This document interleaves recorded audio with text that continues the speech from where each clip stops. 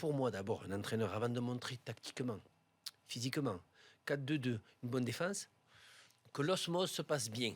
Et là, apparemment, parce qu'on le dit, d'abord, le boulot de l'entraîneur, c'est que tout le monde adhère et que l'osmose se passe bien entre les joueurs. Ça, c'est la première chose.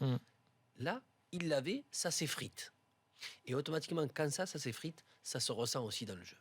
François ? Mais moi, je pense que ce que tu révèles est très intéressant, ce que tu dis, Ali, parce que la méthode de Unai Emery est en train de payer, en quelque sorte.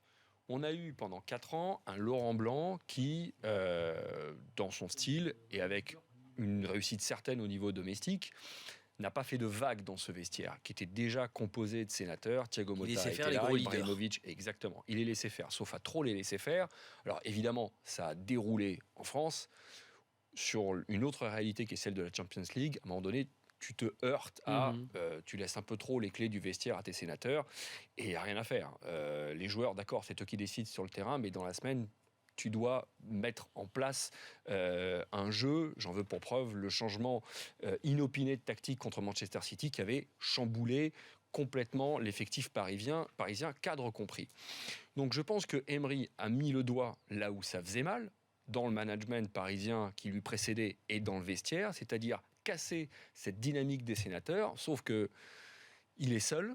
En face de lui, il a une poignée de joueurs qui décidaient un petit peu de la pluie et du beau temps. Et que quand tu parles, tu soulignes l'attitude de Adrien Rabiot.